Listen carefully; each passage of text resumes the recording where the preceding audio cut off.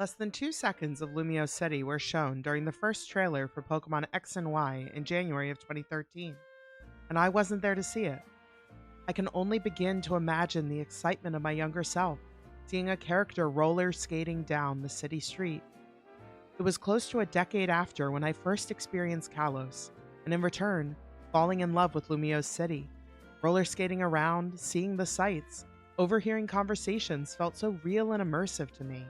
As I entered every shop, eventually gaining access to the ever elusive Boutique Couture, perused every building, and spoke to each NPC.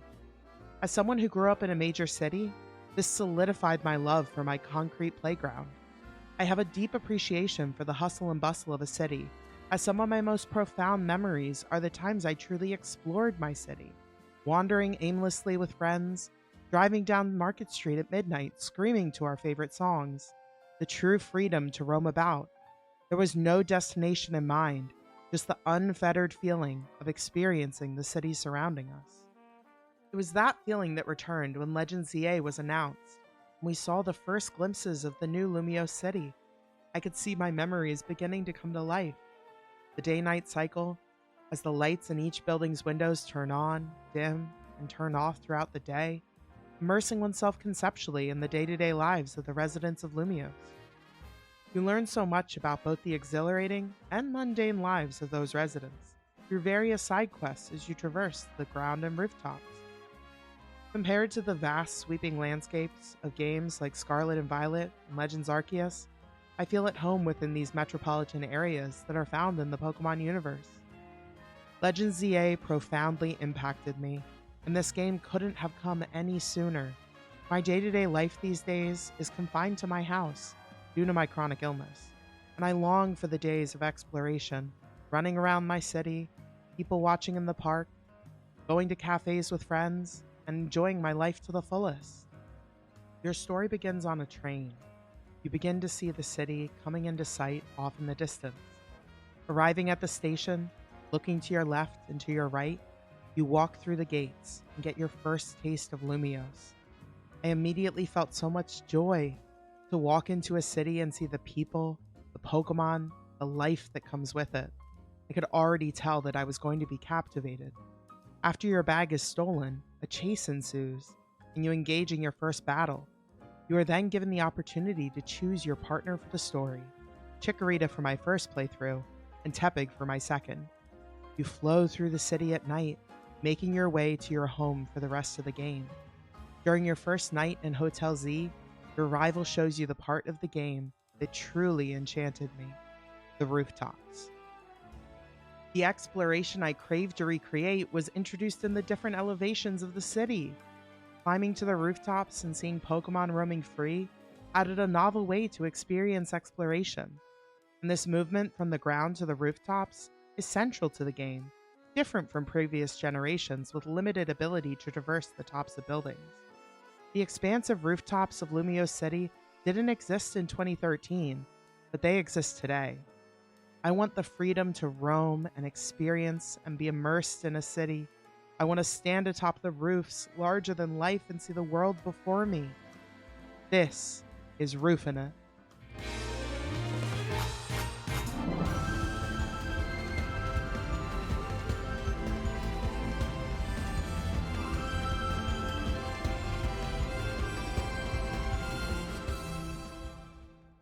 Not all rooftops are created equally, as the superior quality of a roof is the ability to stand atop it, at least in my opinion.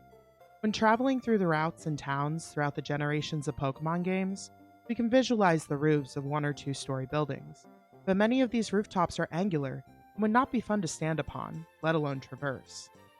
Celadon City is the first place where rooftop access is introduced, both through the Celadon condominiums and the Celadon department store. We've already established that being able to stand on a roof is a good quality, but what is standing without a view? Many of these rooftops in previous generations are confined to the boundaries of the roof's edge, limiting your perspective and hindering your ability to cast your eyes upon the city before you.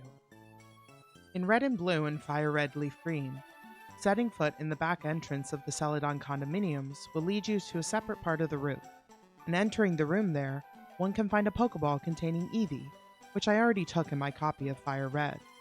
The roof of the Celadon condominiums also appears in gold, silver, and crystal, as well as heart gold and soul silver, but one cannot peer over the side of the building to see Celadon from above.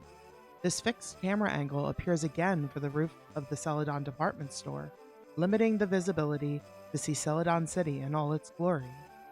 The Goldenrod department store in gold and silver and heart gold soul silver appears to follow suit by not having a rooftop to access. But why do I remember going up to the roof? Well, it's only in crystal version that you can continue up from the 6th floor onto the roof to see the sights, but only theoretically, as when you use the binoculars, you only get your inner monologue of forgetting what the roof of your house looks like. You are still confined to the gray tiles and no visibility of the joy that is Goldenrod City. In Ruby, Sapphire, and Emerald, the Lily Cove department store has a grand roof, with a special clearance sale that gets announced during the news when watching TV, which I've never actually experienced in my life, much like this NPC. Imagine if we had a glimpse of the aerial view of Lily Cove City, to see the lighthouse, the museum, the beaches, and more, planning out your adventure. While not specifically an accessible rooftop, Tree City allows you to climb up to a secondary elevation and walk along the tree houses. This area is unique in its structure, and while standing atop the wooden bridges is not the same as casting your eyes upon a city from a rooftop, I still felt joy in the varied altitude. In Black and White and Black 2 White 2, one can visualize a few rooftops, but cannot gain access. Lacanosa Town has a roof that one can visualize with stairs leading up, but that within the building there's no way to reach it, and this roof would be absolutely perfect for standing with a view of the city. Celestial Tower has winding stairs leading to the top, but there's no visualization of the land below, as the clouds surround you, obscuring visibility. Castelia City would have been a perfect place to incorporate rooftop access, especially given its centrality to the Unova region. There are skyscrapers, buildings with dozens of floors, and so much life within the city. To be able to climb atop one of those buildings and reminisce on the views one could have seen would have been so special. But alas, we are confined to the ground or the four walls of the buildings. Reaching Generation 6 and a remake of the Hoenn region, Omega Ruby and Alpha Sapphire reintroduced the roof to the Lily Cove department store, where the special clearance sale is less special, occurring every Saturday. The trees off to the sides allow depth within the viewpoint, but yet again, no way to change the angle to see the rest of the city. In these remakes, Mauville City got a modern makeover and now truly feels like a metropolis. With the newly introduced Mauville Hills, an apartment complex with a second tier, one can peer down to the center plaza, seeing the Pokémon Center and the Pokémart. As you wander around the circular rooftop, a man stops you, handing you a nugget for your troubles. The view past the roof is limited, confined to the area. There was another way to experience the region by soaring on Megalatios or Latias, flying over the towns and cities, but for me, it doesn't carry the same weight as standing atop a structure and looking down at the world. Moving toward the Switch era, Sword and Shield has a few elevated areas, but not many actual accessible rooftops. There's the tower summit atop Hammerlock Stadium, where you fight Eternatus, but the backdrop is only a foggy view of the surrounding area. There's an elevated area within Hammerlock, as well as the entire second level of Modestoke, accessible by the elevator platform, which adds depth to the city. But the feeling of standing above the world is lacking. Stow-on-Side has buildings with ladders to reach the rooftops, with Diglett to greet you on the way up, but the view of the landscape to your left leaves much to be desired. Overall, the fixed camera angle halts you from seeing the grandeur of these cities from above. Legends Arceus, while mostly centering on the vast sweeping landscapes of Hisui, has one major town, and if you go to the 3rd floor of the Team Galactic building, you can access the roof and get a special surprise. There's an unknown W laid upon the Magikarp statue's eye, as if the Magikarp got dolled up for a night out. If only Magikarp could have worn blue mascara, it would have really pulled the look together. But crucially, this is the first time that accessing the rooftop gave a viewpoint where one can view the city from above, surveying the rustic Jubilife village. This is because Legends Arceus had a more flexible camera, with the ability to change your viewpoint easily. This flexible camera angle returns within the open world of Scarlet and Violet. Really anything can become an accessible roof if you try hard enough. or at the very least once your Miraidon or Koraidon can learn to glide or fly, which is the main way to see the world of Paldea. This was a new take on the soaring mechanic of Omega Ruby and Alpha Sapphire, with much less limitation. While the intention of exploration within these games is not the rooftops, this game empowers you to ascend the world vertically, allowing aerial views of the various cities in beautiful ways. The Blueberry Academy DLC introduced wild legendaries spread throughout the Paldea region, with many being perched upon the roofs in various locations. Having these Pokemon appear in random places made roaming around Paldea a little more exciting by being able to stumble upon them. But considering the limitations of fixed camera angles, it makes sense that so few rooftops throughout the previous generations gave views of the cities beneath. When standing atop the roofs, larger than life, I want to feel on top of the world. And these previous generations of rooftops were almost confined to the boundaries of the area and felt more like a different room, enclosed and blocked from experiencing the city or town below. While Scarlet and Violet in Legends Arceus had ways to see the region from above, it was more about flying than standing atop a structure and looking before you. I still felt like something was missing. When contemplating these levels of confinement and perspective, I can see that as new generations and new games get released, the concept and intention of movement shifts. When entering a new town or city in Pokemon Sapphire, the first Pokemon game I ever played, I made it my goal to enter every single home and building, speak to each NPC, and learn about that city. There was a balance between exploring routes and exploring cities. Entering the Switch era, Pokemon Sword and Shield feels like the last game that balanced that combination of route exploration and city exploration. There were always instances of verticality in the design of cities within previous games, but the intention was not necessarily to traverse in that fashion. In fact, in most cities in the Paldea region, there are very few buildings that one can enter, and this was cause for quite the commotion in the community. The sudden departure from this form of movement and discovery was jarring, and could be seen as limiting. When Legends ZA allowed freedom of movement from the ground to the roof, a clear purpose of seeing the city before you, I could see the vision. Moving away from the balance between route exploration and city exploration toward one of ground exploration and roof exploration. While the environment of Lumiose City and Legends ZA is one of the smaller of the franchise, the addition of the vertical travel within this concrete playground felt deeply personal to me. It fueled my memories of my home city, and I did not feel limited by the size of the map because of the density of activities, characters, and Pokemon. The shift in the balance of various types of movement was realistic, and I could still experience living as one, people and Pokemon, standing atop the world. I'm primarily a shiny hunter. Looking for different colored Pokemon has been fueled by my exploration of the games. In every single game, when scouting out a new area, I adore finding all the Pokemon that can appear within that area, and pondering my chances at finding one shiny. Scouting the areas of Lumiose City made me feel immersed within the city. And in Lumiose City, there are 5 distinct districts, each named after different colors and separated by avenues or canals. Within each district, there are a variety of sectors that are home to both people and Pokemon. Pidgey or Fletchling perched upon lampposts, Flabebe wandering among the flowers, Patrat watching over the scaffolding, the Unovan monkeys hanging out in trees. I see life within the city. By traversing the map, you can find unique spots with groups of Pokemon, like a constellation of Staryu puttering about, Ghastly and Haunter stalking the courtyards at night, a cluster of Binacle causing chaos, a flock of Fletchling in the fountain, a horde of Scraggy in the alley, or a bunch of Swirlix around an ice cream stand. There's a berry tree right near the entrance of Hotel Z, which is home to a variety of Pokemon, from common birds like Pidgey and Fletchling to rarer spawns like Eevee and Pikachu. Once in a while, you'll see one of the Pokemon who relax under the tree, chomping on a berry. These snacking Pokemon can also be found near market stalls scattered around the city. One stall in the Magenta District is home to either Dedenne or Emolga, happily munching on a berry. On top of many market stalls, one can find Swirlix or Spritzy hanging out. You can even see them snoozing away. Search around the corners, Explore every alcove, go down each ladder, and there's an abundance of hidden gems tucked within the city. The perspective of being a shiny hunter definitely affected how I see movement, since my objective is to encounter all the Pokemon.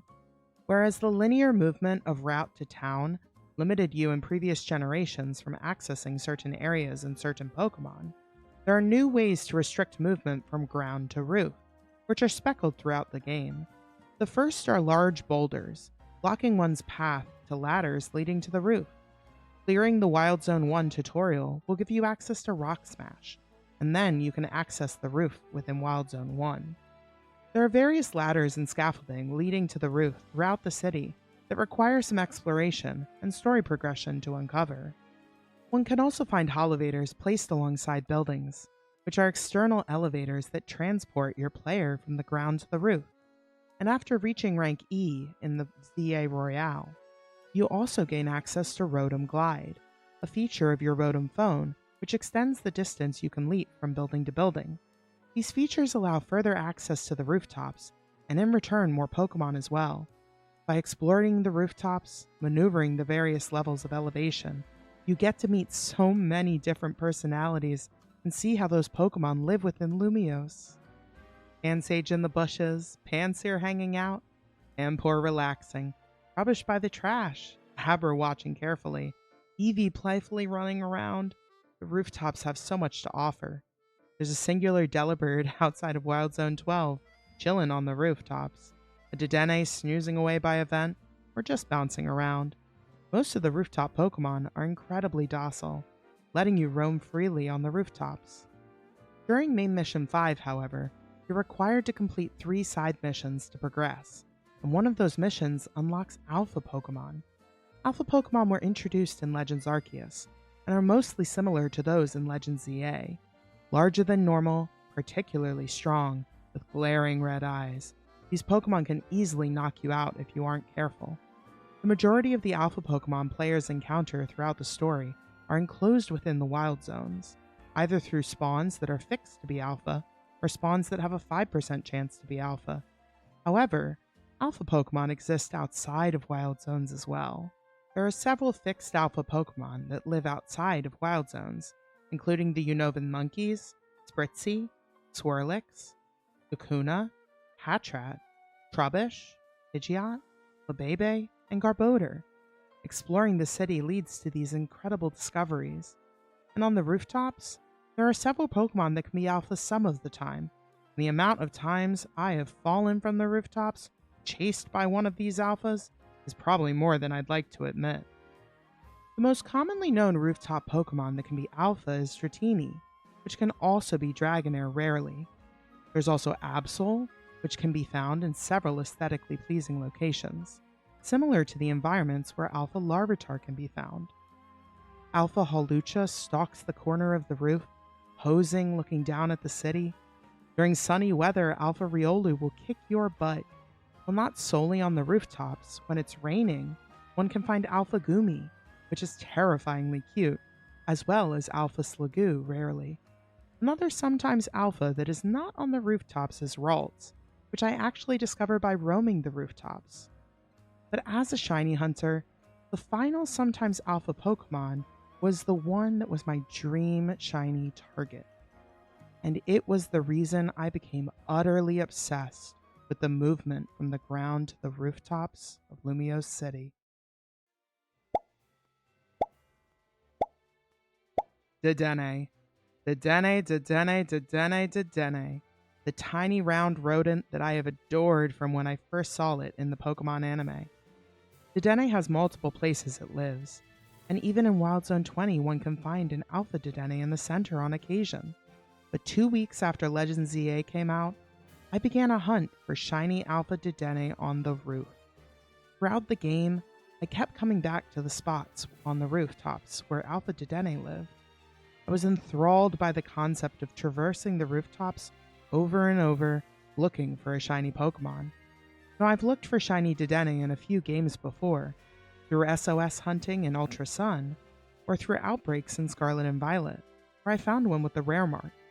These shiny Pokemon were found over on my Twitch channel, and if you like watching shiny hunting, I encourage you to come join us when I'm live. Through that, I was still fixated on shiny hunting the large chocolate mouse on the rooftops. From all the Dedenne spawns outside of Wild Zone 20, I was focusing primarily on those that could be alpha. Of course, there are 4 spots where Dedenne can be alpha, but only shows up 10% of the time.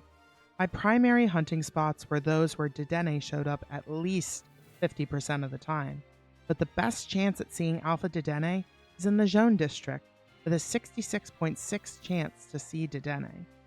This knowledge of the rates of encountering Dedenne expanded toward knowing all of the encounters in many different areas, as I found different ways to roam and explore. I created roof routes, where I would run in a cyclical motion around the rooftops in order to see Dedenne as well as other Pokemon in the hopes of finding one shiny. Through all the forms of movement, the exploration, the roof routes, and more, this was the shiny hunt that had me wandering around the rooftops for 182 hours, falling in love with the city and its charm, learning about all the other Pokemon that live on the rooftops, and experiencing that unfettered ability to move, climb, and stand atop the city. Lumiose City in Legend ZA reminds me of home. It breathes life into my memories of my first experiences of true exploration within my own city. Standing atop a roof reminds me of my place within the world and how life continues to move around me. This is a peaceful feeling for me, as I feel grounded standing tall on the rooftops, more so than wandering on the lowly sidewalks. When I play a Pokemon game, I want to be immersed in my surroundings, tumbling through the world, experiencing a life different, yet similar to my own. The new balance of movement allowed me to experience the game in a whole new way, and even so, I still spoke with each NPC, explored every alcove, searched around each corner, and learned about the city. Those experiences won't change. They will only morph depending on how the concept of movement is implemented within each preceding game. I am truly ecstatic to see how movement will continue to evolve and change over the course of the next generation, and in return, the way to explore, experience, and be fully and totally lost within the Pokemon universe.